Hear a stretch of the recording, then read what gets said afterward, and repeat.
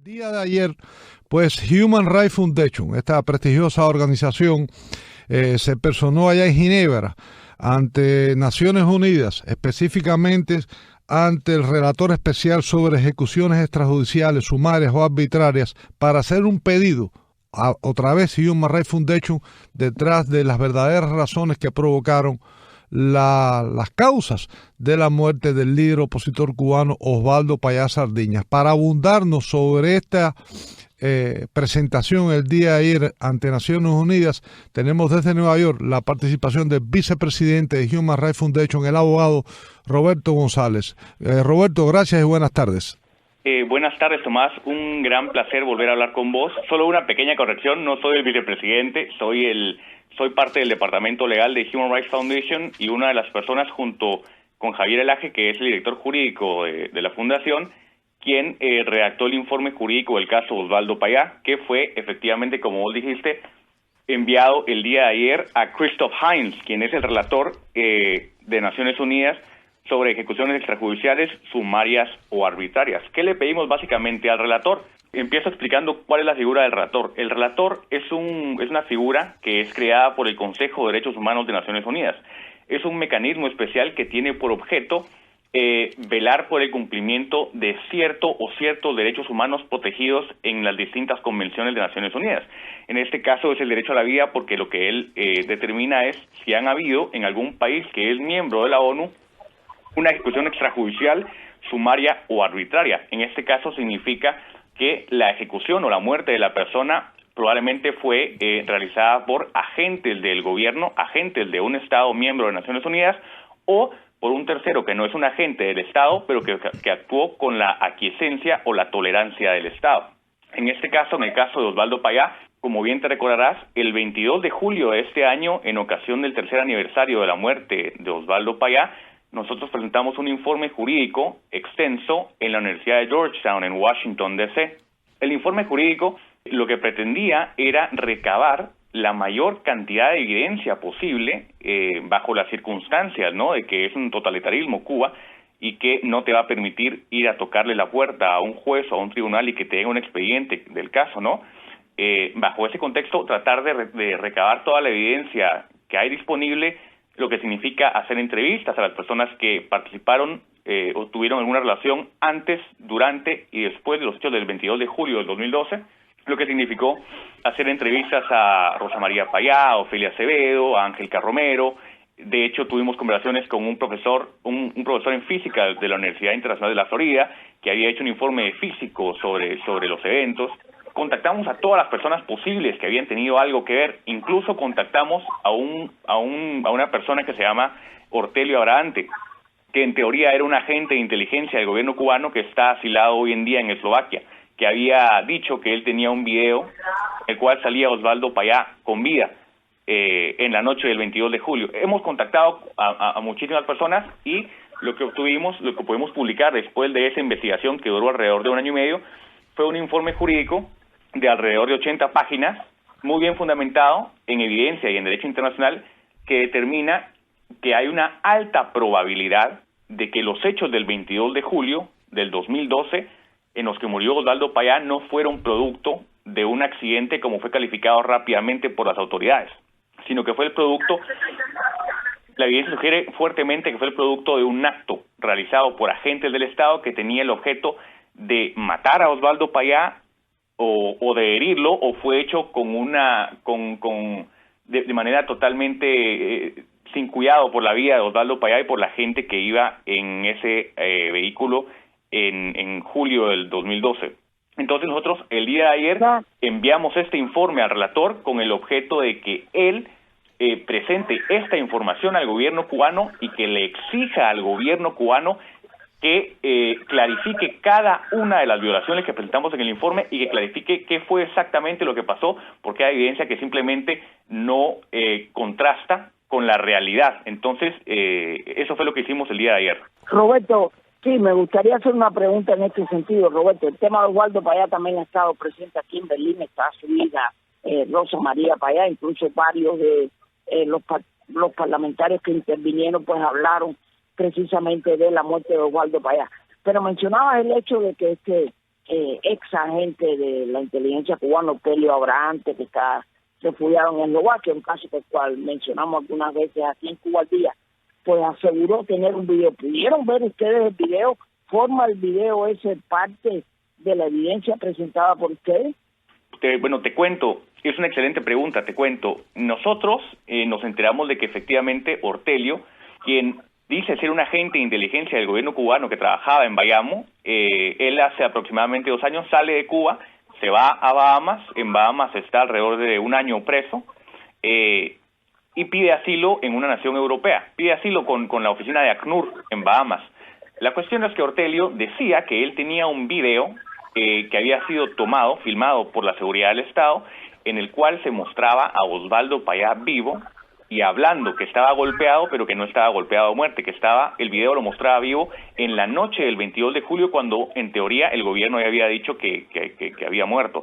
Entonces, esa evidencia desvirtuaba de manera clara y contundente todo lo que decía el gobierno. Nos comunicamos con Ortelio y hablamos en 2 o 3 ocasiones con él. Lamentablemente, nunca nos enseñó el video, nunca nos envió ningún video. Hasta donde nosotros sabemos, nadie ha visto ese video. De hecho, se comunicaron personas de Miami que en teoría habían ayudado a Ortelio a conseguir asilo político en Eslovaquia, y esas personas tampoco nos entregaron el video no lo pudimos ver. De hecho, en una de esas ocasiones en las que estábamos entrevistando a Rosa María Payá para el informe, pensamos que era simplemente justo que ella fuera la que le exigiera el video a Ortelio. Ella se comunicó con Ortelio enfrente de nosotros, ella le exigió el video a Ortelio, y Ortelio dijo que lo iba a entregar, que él no lo tenía, que otras personas que iban a llegar a Eslovaquia lo tenían, que iba a hacer una conferencia de prensa. El video nunca apareció y el video nunca lo ha visto nadie hasta donde nosotros sabemos. Entonces, simplemente esa información no aparece en el informe porque determinamos que Ortelio Abrahante era una persona poco confiable y poco creíble y que básicamente que no aportaba nada al informe. Pero eso fue lo que pasó en el caso de Ortelio.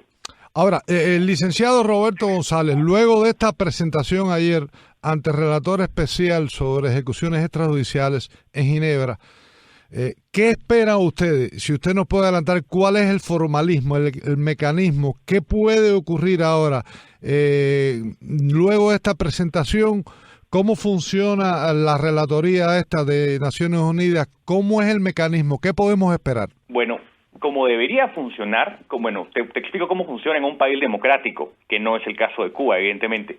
En un país democrático lo que debería suceder es que el relator especial envía esa información al Estado, el Estado revisa la información y contesta al requerimiento del relator especial, y contesta exponiendo evidencia, no que efectivamente o confirme lo que ha sucedido o que refute la versión que el relator está presentando ante este Estado.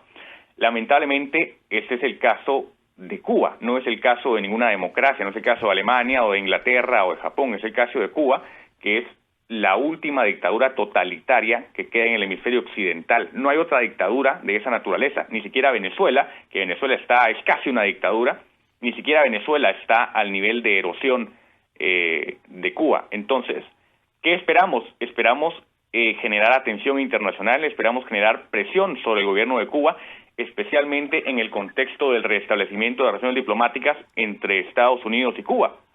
Nos parece importante, nos parece fundamental, de hecho, que una de las exigencias principales del gobierno de Estados Unidos hacia Cuba, hacia La Habana, debería ser el respeto a los derechos fundamentales de sus ciudadanos. Debería ser una de las exigencias y condiciones de negociación fundamentales que deberían estar sobre la mesa. Y, en este caso, por ejemplo, debería ser la liberación de todos sus presos políticos, que tienen muchos en las cárceles todavía, y el esclarecimiento de las muertes de algunos de esos presos políticos, y hacer justicia, que se determine quién tuvo responsabilidad, por ejemplo, en la muerte del caso de Osvaldo Payá.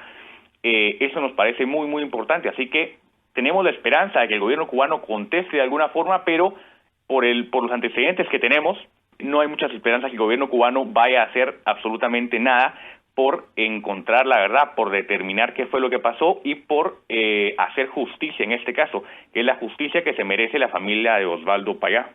Roberto González, en ese sentido que mencionabas, que crees que el tema de los derechos humanos debe ser importante en la negociación entre Cuba y Estados Unidos. ¿Le han hecho llegar ustedes este informe a autoridades competentes norteamericanas, aparte del equipo de negociador con el gobierno cubano, para que por lo menos tengan conocimiento de que este reporte y que esta demanda ha sido presentada?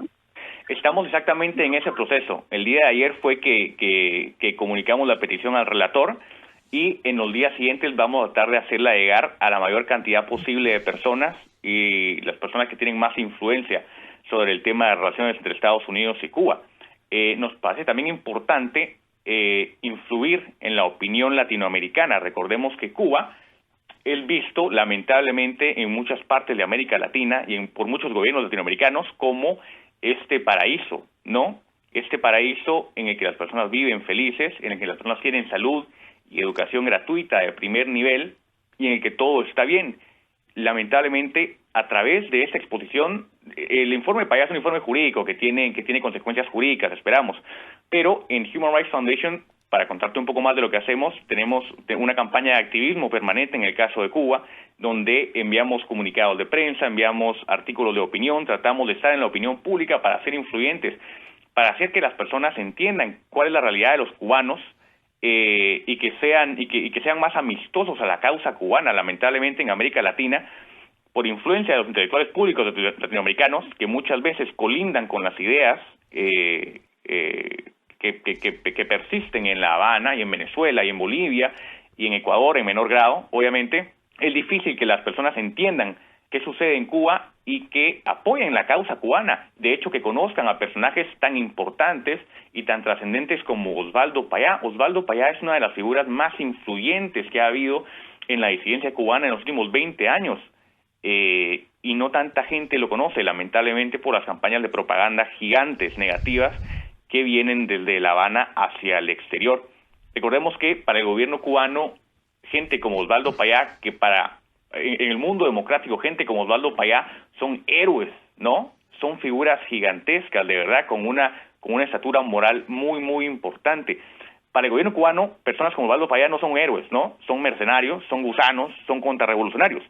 Y así venden a la disidencia a nivel internacional. Si bien en las democracias la oposición política es denominada oposición política, ¿no? Partidos de oposición en Cuba son mercenarios y gusanos, y es el mismo caso de Venezuela, que está altamente influenciada, ¿no? Por la inteligencia y por la política cubana. En Venezuela ya la oposición ya no son venezolanos, sino son escuálidos, ¿no? Cuarto republicanos. Entonces, parte de lo que queremos es no solo tener efectos y consecuencias jurídicas con ese tipo de documentos jurídicos que presentamos en órganos judiciales y semijudiciales a nivel de la ONU, sino que también queremos tratar de educar al público, de tratar de educar a la opinión pública sobre qué sucede en la isla, y creo que consideramos que es un momento muy importante, precisamente por el restablecimiento de relaciones diplomáticas, en el cual la gente está tomando conciencia un poco, Roberto, de Cuba. Roberto, me gustaría hacerte una pregunta también. ¿Este tipo de documento, informe, puede también de alguna manera abrir paso, de alguna manera, a demandas personales, otro tipo de avenidas legales que pudiera incluso buscar la propia familia de Osvaldo Payá? A ver, este informe está basado en derecho internacional, que es el derecho internacional de los derechos humanos. Es decir, te explico un poco el esquema. A nivel mundial, todos los países están reunidos por regiones en diferentes organismos regionales.